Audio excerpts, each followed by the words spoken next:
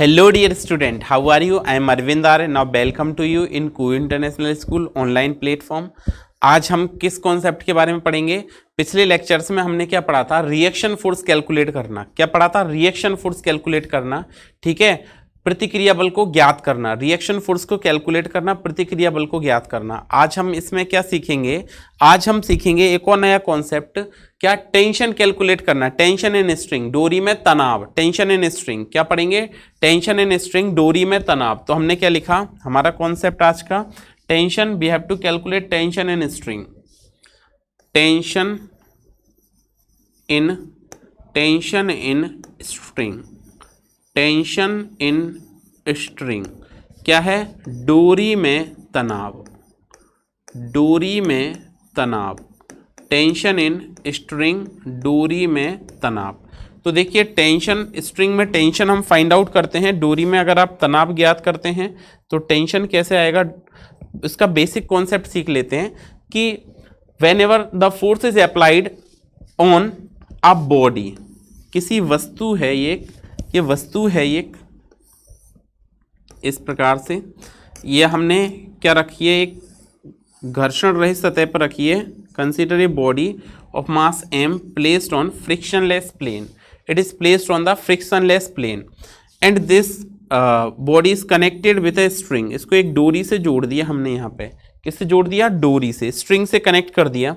अब जैसे आपने यहाँ पे स्ट्रिंग से कनेक्ट किया और इसको क्या कर रहा है, कोई दिस इज ए मैन, ठीक है, who is pulling this string, this is a man pulling this string, ठीक है, he will pulling this string from their hands. So whenever the man is pulling this string, एक व्यक्ति है, एक body हो गई m मास की, यहाँ पे कोई मैन है वो इसको पुल कर रहा है, तो यहाँ पे क्या होगा, एक इंटरनल फोर्स एक्ट करेगा जिसको हम टेंशन कहते हैं। जो इंटरनल फोर्स एक्ट करेगा, एक आंतरिक बल कार्य करेगा जिसको हम क्या कहते हैं? टेंशन कहते हैं। ठीक है, क्या कहते हैं? तनाव बल कहते हैं, टेंशन फोर्स कहते हैं। कौन सा फोर्स कहते हैं? टेंशन फोर्स कहते हैं। कौन सा बल कहते हैं? तनाव बल कहते हैं। तो इसका मतलब हम समझते हैं कि बेसिक स्ट्रक्चर क्या हो सकता है तनाव बल का, बेसिक कॉन्सेप्ट क्या हो सकता है टेंशन का।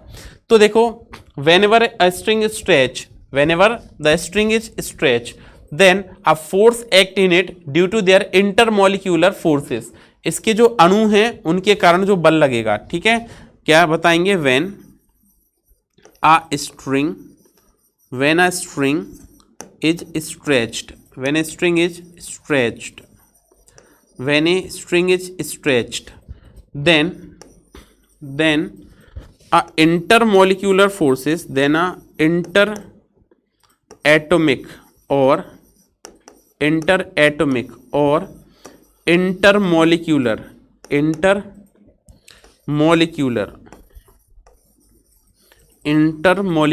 forces act in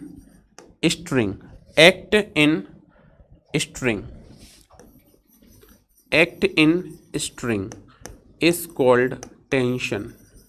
called tension, ठीक है। क्या बताया आपको? जब किसी डोरी को खींचते हैं, क्या बताया? जब किसी डोरी को खींचा जाता है, जब किसी डोरी को खींचा जाता है, जब किसी डोरी को खींचा जाता है तब, जब किसी डोरी को खींचा जाता है तब उसके अंतरा आणविक, तब खींचा जाता है, तब उस डोरी में अणुओं या परमाणुओं के कारण, तब उस डोरी में अंतरा आणविक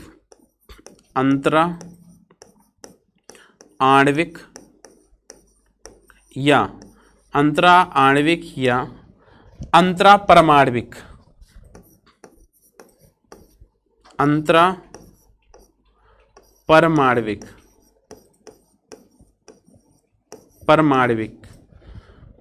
बलों के कारण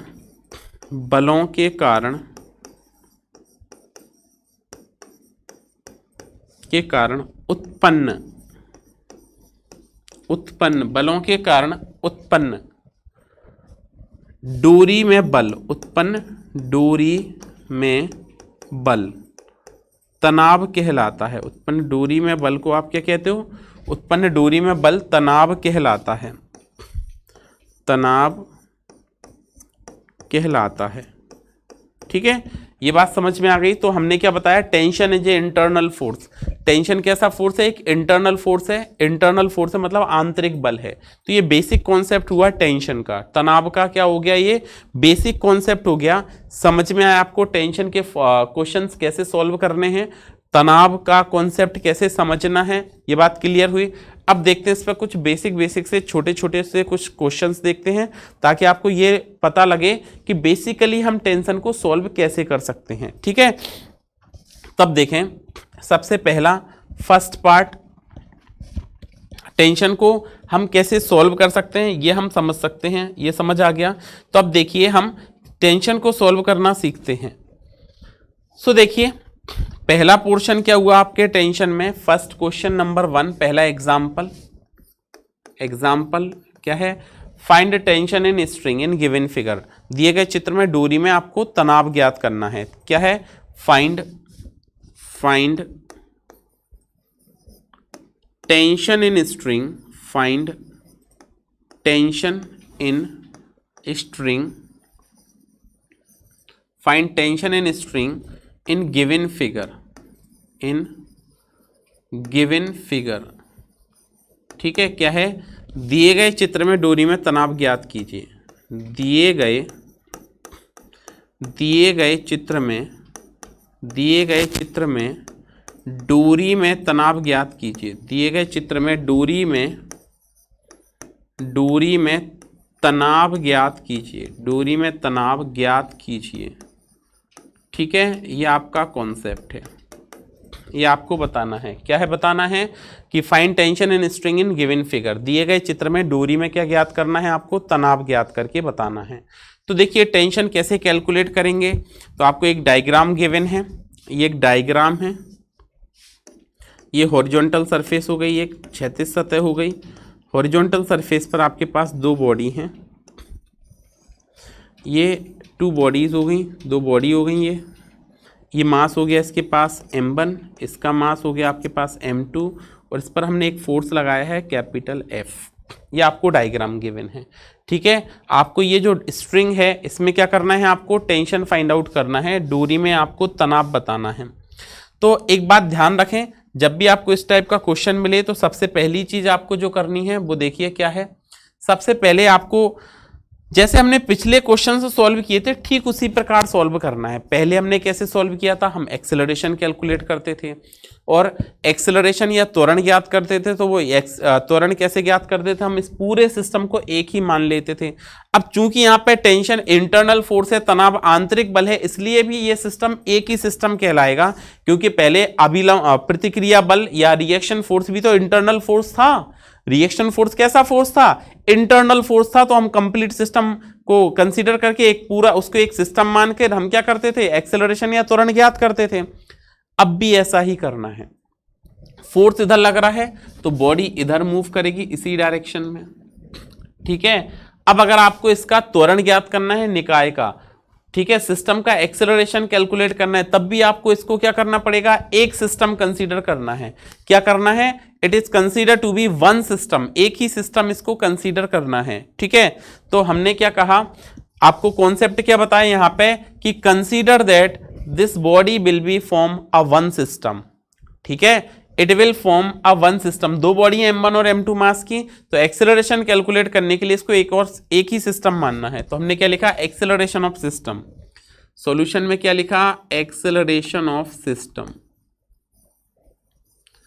ठीक है, लिखेंगे निकाय का त्वरण, निकाय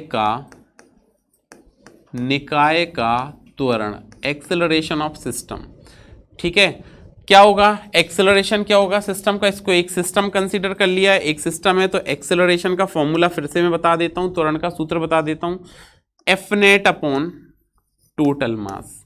ये सूत्र याद रखें, ये फॉर्मूला याद रखें, एफ नेट अपॉन टोटल मास। अब एफ नेट कैसे आता है, तो एफ नेट को मैंने बताया था आपको, अभी भी याद कर ले, सपोर्टिंग फोर्स। क्या फॉर्मूला होता है, supporting force minus opposing force, supporting force minus opposing force divided by total mass, divided by total mass. Simple formula याद रखें आप, सिंपल ट्रिक याद रखें, कोई आपको फ्री बॉडी डायग्राम यहाँ पे नहीं बनाना है, ठीक है। ऐसे आप एक्सेलरेशन कैलकुलेट कर सकते हैं, त्वरण ज्ञात कर सकते हैं। सपोर्टिंग फोर्स का मतलब हो गया चलाने वाला बल माइनस रोकने वाला बल, चलाने वाला बल माइनस रोकने वाला बल बटे कुल द्रव्यमान, चलाने वाला माइनस रोकने वाला बटे कुल द्रव्यमान। ऐसे हम त्वरण या एक्सेलरेशन कैलकुलेट कर सकते हैं। तो देखिए यहाँ पे क्या आएगा, A is equal to supporting, एक ही है F, इधर अगर फोर्स लग रहा है तो इसी डायरेक्शन में इसको चलना चाहिए, एक ही फोर्स है F, तो सपोर्टिंग कितना है F, अपोजिंग है नहीं, total mass m1 plus m2 है, तो आपका एक्सेलरेशन का वैल्यू क्या आ गया, तो एक्सेलरेशन आ गया A equal to F upon m1 plus m2। ये आपने यहाँ पे क्या कैलकुलेट कर लिया, एक्सेलरेशन कैलकुलेट कर लिया, त्वरण ज्ञात कर लिया। बात समझ आ गई। अच्छा जी, इसके बाद हमको क्या करना है, ये हमने त्वरण ज्ञात कर लिया, ये हमने एक्सेलरेशन फाइंड आउट कर लिया। अब आप यहाँ पे क्या करेंगे, इसके बाद हम टेंशन कैलकुलेट करेंगे। तो हमने बताया टेंशन इज इंटरनल फोर्स, तो हमेशा away from the point of contact लगेगा, संपर्क सतह से हमेशा दूर की ओर लगेगा। अब आप फ्री बॉडी डायग्राम ना बनाएं, एक ही पॉइंट को कंसिडर कर लें। हमने इसको थोड़ी देर के लिए भूल गए जिस पर फोर्स लगाया, एक ही बचा, तो इसका अगर आप फ्री बॉडी डायग्राम भी देखें तो देखिए वैसे जरूरत नहीं, आप डायरेक्ट यहां से लिख सकते हैं। इसका फ्री बॉडी डायग्राम देखें तो m1 A एक्सेलरेशन है, टेंशन इधर लग रहा है इस पे, ठीक है। तो T की वैल्यू क्या हो जाएगी, F नेट कितना हो जाएगा m1A, F नेट कितना हो जाएगा m1A, A की वैल्यू यहां से रख दें तो T की वैल्यू आ जाएगी आपकी m1 और A की वैल्यू क्या है, A का मान क्या है F upon m1 plus m2। मतलब फाइनली आपने जो टेंशन कैलकुलेट किया यहां पे वो क्या हो गया, व्हाट इज द टेंशन, तो टेंशन हो गया आपका T is equal to m1 divided by m1 plus m2 into F। ये फॉर्मूला हो गया आपका तनाव का, ये टेंशन का फॉर्मूला हो गया T equal to m1 upon m1 plus m2 into F। ये डोरी में उत्पन्न तनाव का सूत्र आ गया, ये A आ गया आपका F upon m1 plus m2, और ये टेंशन आ गया आपका, टेंशन क्या है m1 upon m1 plus m2। बात क्लियर हो गई। अच्छा, ये कितने के लिए था, टू ऐसे बॉडीज के लिए था जिसमें कितने हैं, दो बॉडीज कनेक्टेड है, टू सिस्टम कनेक्टेड है। अब जरा इसकी न्यूमेरिकल वैल्यू लेके भी हम एक क्वेश्चन सॉल्व कर लेते हैं, ठीक है। हम क्या करते हैं, एक न्यूमेरिकल वैल्यू लेके इसको कुछ सॉल्व करके देखते हैं। तो देखिए न्यूमेरिकल वैल्यू लेके इसमें सॉल्व करते हैं हम ये क्वेश्चन। सेम क्वेश्चन है, फाइंड आउट द एक्सेलरेशन, ठीक है। वस्तु का आपको क्या बताना है, त्वरण बताना है। तो आपका एग्जाम्पल है नेक्स्ट, वो क्या है, find acceleration of body and tension in string and tension in string, tension in string, tension in string in given figure, tension in string in given figure, in given figure, ठीक है। क्या कहा गया है, दिए गए चित्र में, दिए गए चित्र में, दिए गए चित्र में वस्तु का त्वरण, चित्र में वस्तु का त्वरण, ठीक है, दिए गए चित्र में वस्तु का त्वरण एवं डोरी में तनाव ज्ञात कीजिए, एवं डोरी में तनाव ज्ञात कीजिए, डोरी में तनाव ज्ञात कीजिए। ये आपको क्वेश्चन दिया गया है, ठीक है। तो देखिए कैसे कैलकुलेट करेंगे हम tension in string and acceleration. तो आपको ये सरफेस गिवन है, हॉरिजॉन्टल सरफेस क्षैतिज सतह है, इस पर दो वस्तुएं रखी हैं इस तरह से, एक ये हो गई, दूसरी ये हो गई। ये दो बॉडीज गिवन है, ठीक है। यहाँ पे फोर्स लग रहा है आपका 36 न्यूटन। जो आपने एक्सटर्नल फोर्स लगाया वो 36 न्यूटन एक्ट कर रहा है यहाँ पे, 36 न्यूटन है ना। ये बॉडी हो गई आपकी 4 kg और ये बॉडी हो गई आपकी 8 kg। ये आपको सिस्टम गिवन है, तो बिल्कुल सिंपल हो जाता है। अब क्वेश्चन अगर आपको इतना दे दिया कि आपको टेंशन कैलकुलेट करना है, बिल्कुल सिंपल है। क्या है क्वेश्चन, देखिए ध्यान दीजिए। सबसे पहले हम क्या करेंगे, यहाँ पे एक्सेलरेशन कैलकुलेट करेंगे। तो A इक्वल टू होता है आपका F net upon total mass, m of t, m total, ठीक है। बल, परिणामी बल बटे कुल द्रव्यमान, F net upon total mass, F net upon total मास। तो देखें यहाँ पे एफ नेट की वैल्यू चेक करते हैं सबसे पहले कि एफ नेट क्या है आपके पास में। तो एफ नेट एक ही है, सपोर्टिंग अपोजिंग कोई है नहीं, divided by total mass. Total mass आपका कितना आ जाएगा, 4 + 8 12 हो गया। तो 36 डिवाइडेड बाय 12 कितना आ जाएगा, एक्सेलरेशन कितना आ जाएगा, 3 मीटर पर सेकंड स्क्वायर। ये त्वरण आ गया आपके पास में, ठीक है। एक्सेलरेशन आ गया आपके पास, त्वरण आ गया आपके पास। अब टेंशन कैलकुलेट करना है। तो टेंशन कैलकुलेट करने के लिए, टेंशन हमने बताया था टेंशन इंटरनल फोर्स होता है, इसलिए एक्सेलरेशन में इसका कोई रोल नहीं है, ठीक है। लेकिन अगर इंटरनल फोर्स है, टेंशन इसको कैलकुलेट करना है, तो एक्सेलरेशन फोर्स इधर लग रहा है तो एक्सेलरेशन इधर ही होना चाहिए, ए, ठीक है। तो टेंशन चाहिए तो टी इक्वल टू, अगर आपको यहाँ पे क्या कैलकुलेट करना है, टेंशन कैलकुलेट करना है, तो T is equal to what, M A. M A का मतलब 4A।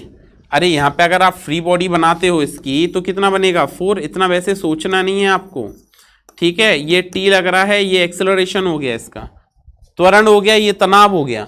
तो F T equal to M A. A कितना है आपका, 4 × 3, मतलब ये टेंशन कितना प्रोड्यूस करेगी, 12 न्यूटन। कितने का टेंशन आ गया यहाँ पे, 12 न्यूटन का, ठीक है। आप यहां से भी कर सकते हो, इधर चल रही है तो 36 ज्यादा होना चाहिए, तो 36 - t। इसका भी फ्री बॉडी डायग्राम देख सकते हो, इस सेक्शन का भी फ्री बॉडी डायग्राम देख सकते हो आप, यहां से इतने सेक्शन का फ्री बॉडी डायग्राम देख सकते हो। तो देखो ये कितना है, 36 ज्यादा है ना, तो 36 - t is equal to 8A। तो 36 - t इज इक्वल टू 8। ए कितना है आपके पास में, ए है 3। तो 36 - 24 इक्वल टू टी। तो टी की वैल्यू कितनी आ जाएगी आपकी, 12 न्यूटन। टी की वैल्यू क्या आ जाएगी, 12 न्यूटन। तो बात क्लियर हुई कैसे सॉल्व करना है। इसी में एक और हम, इसी में ए पार्ट हो गया ये, ठीक है। ये हो गया आपका पहला पोर्शन, ए पार्ट हो गया। अब हम देखते हैं इसी में, इसमें सेकेंड पोर्शन देखते हैं सेम क्वेश्चन में, बी पार्ट। बी पार्ट में देखिए आपको क्या गिवन है, सेम कंडीशन सेम है, यही कैलकुलेट करना है। लेकिन पार्ट बी में आपको देखिए जो डायग्राम है वो कुछ ऐसे गिवन है अब की बार, ठीक है। डायग्राम में थोड़ा सा चेंज किया गया है, इस तरह से, सॉरी,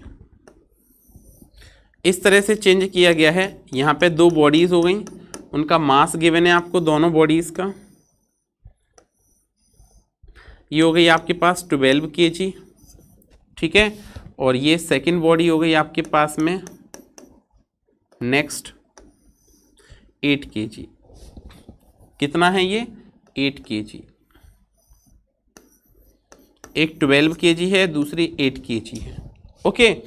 इधर पर आपका जो फोर्स एक्ट कर रहा है वो एक्ट कर रहा है आपका 120 न्यूटन, F1 फोर्स कितना एक्ट कर रहा है इस पर, F1 जो फोर्स है वो आपने इस पर लगाया है 120 न्यूटन, ठीक है। नेक्स्ट इधर है, जो इधर एक और फोर्स एक्ट कर रहा है इस बॉडी पर, और वो आपका एक्ट कर रहा है F2, और F2 फोर्स कितना है आपके पास में, 40 न्यूटन। तो सेम क्वेश्चन है, एक्सेलरेशन बताना है आपको सिस्टम का, जो आपके पास सिस्टम गिवन है उसका आपको क्या बताना है, एक्सेलरेशन बताना है, त्वरण बताना है, ठीक है। और क्या कैलकुलेट करना है, टेंशन एंड स्ट्रिंग।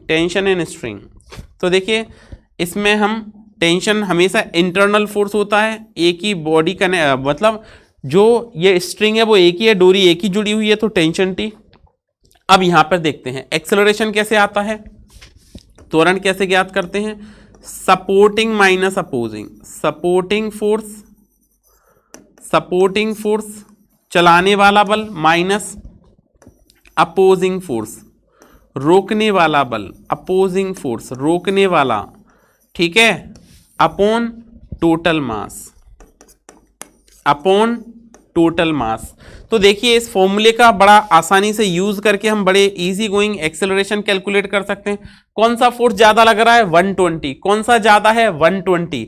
120 ज्यादा है तो इसकी डायरेक्शन में जाएगी, क्योंकि 40 तो कम है, अब 40 कम है, 120 ज्यादा है तो इसी की डायरेक्शन में जाएगा, एक्सेलरेशन इधर होगा।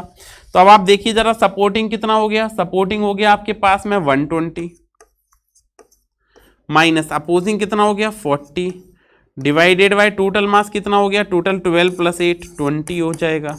सब्ट्रैक्ट करें इसको तो ये जाएगा 80/20, 80 डिवाइडेड बाय 20। अब हमने इसको आगे सॉल्व किया तो ये कितना हो जाएगा? 4 मीटर पर सेकंड स्क्वायर। ये एक्सेलरेशन आ गया आपके सिस्टम का। ये क्या आ गया? सिस्टम का एक्सेलरेशन आ गया। अब देखिए आपको इसमें क्या करना होगा, या तो आप अलग से फ्री बॉडी डायग्राम बना दें या यहीं सॉल्व कर दें।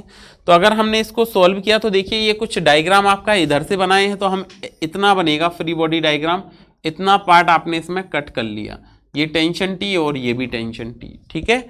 Away from the point of contact लगता है। तो अगर मैं इसको देखूं, इस बात को देखूं, तो अगर ये इधर मूव कर रहा है, एक्सेलरेशन इस डायरेक्शन में जा रहा है, मतलब इस टी की वैल्यू ज्यादा होगी। 12 kg से सॉल्व कर रहा हूं, ठीक है, फॉर 12 kg। आप दोनों से सॉल्व कर सकते हो, दोनों से आप सॉल्व कर सकते हो। मैं केवल यहाँ पे बात कर रहा हूँ 12 kg के लिए। किसकी बात कर रहा हूँ?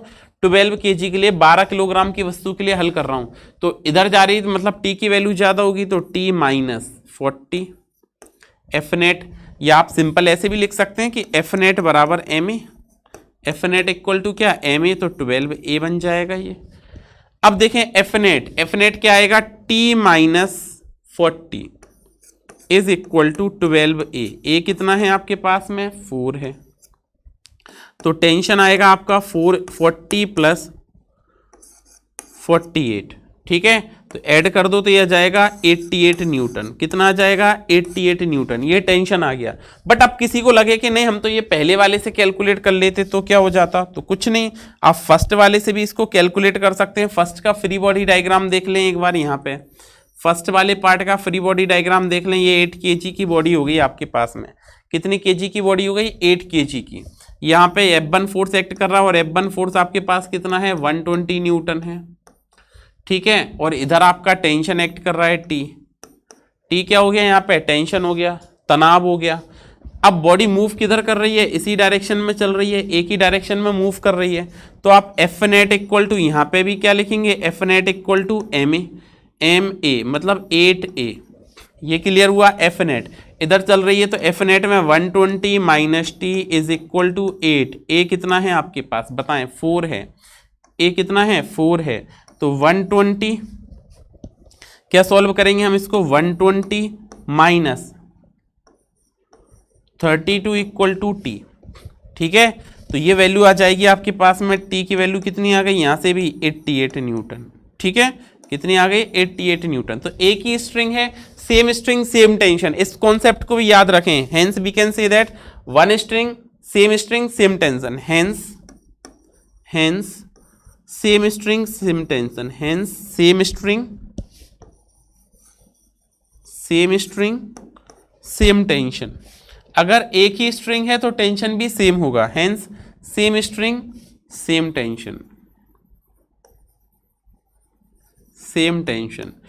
कहने का मतलब क्या है? एक ही डोरी में एक समान तनाव होता है। एक ही डोरी में, एक ही जो डोरी है, एक ही डोरी में एक समान तनाव कार्य करता है, एक समान तनाव कार्य करता है, एक समान तनाव कार्य करता है, ठीक है।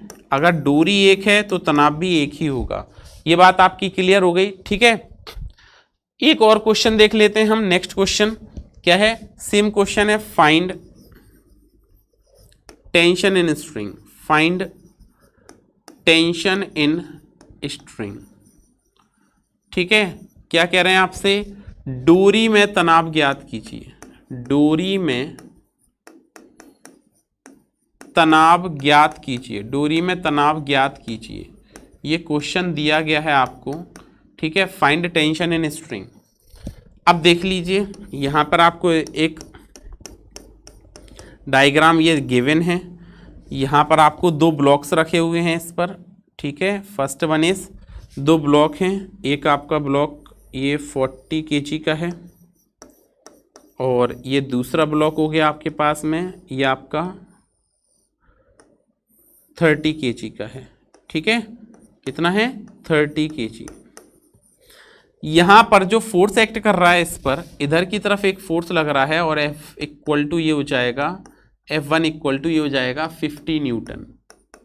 ये जो है हॉरिजॉन्टल से एंगल बना रहा है आपका 37 डिग्री, ठीक है।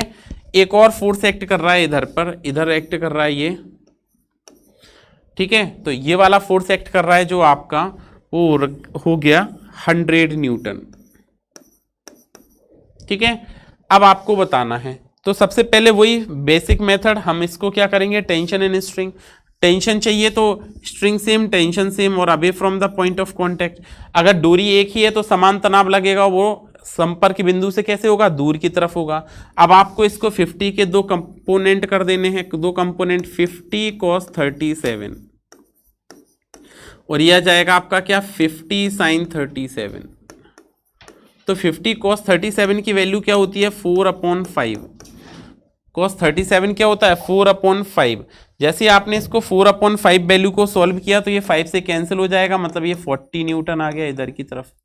इसको सॉल्व करेंगे तो 50 sin 37 क्या है 3/5 है, sin 37 3/5 है तो ये कैंसिल हो गया, तो ये कितना आ जाएगा 30 न्यूटन आ जाएगा। अब इसको मूव करवाने के लिए कौन सा फोर्स रिस्पॉन्सिबल है, ये 40 न्यूटन रिस्पॉन्सिबल है। तो ये 40 इधर है और 100 इधर है, तो मोशन किधर होगा, इस डायरेक्शन में होगा। एक्सेलरेशन इधर होगा, एक्सेलरेशन इधर होगा। अगर इस डायरेक्शन में एक्सेलरेशन है तो हम क्या कह सकते हैं यहाँ पे कि एक्सेलरेशन जो होता है वो होता है A is equal to F net upon total mass, F net upon total mass, ठीक है। अब एफ नेट की वैल्यू क्या आ जाएगी आपकी 100 minus 40 divided by total mass, total mass is 70, 60/70 that is acceleration is what 6/7। Okay, अब आपको यहाँ पे क्या करना था, टेंशन कैलकुलेट करना है स्ट्रिंग में। तो आप यहाँ पे क्या करें, एक फ्री बॉडी डायग्राम ड्रॉ कर दें इसका। अगर आपने इसका फ्री बॉडी डायग्राम ड्रॉ कर दिया ये, तो हम यहाँ पे लिख सकते हैं क्या, F is equal to M A, F net is equal to क्या हो जाएगा एम ए मतलब 40A। तो ये कितना हो गया 100 minus T is equal to 40 into A 6/7। Okay, T को इधर लाएं तो 100 minus 240/7 is equal to T। 7 इसका एलसीएम आ गया, मतलब final value 700 minus 240 equal to T। तो आपने यहाँ से फाइनल टेंशन क्या लाए, टेंशन की वैल्यू लाया आप यहाँ से कितनी है, tension T is equal to 460 divided by 7 newton. This is your final answer. तो इतना पढ़ के आइएगा, कल फिर से मिलेंगे एक और नए कॉन्सेप्ट के साथ। तब तक पढ़ते रहिए, सुरक्षित रहिए, धन्यवाद।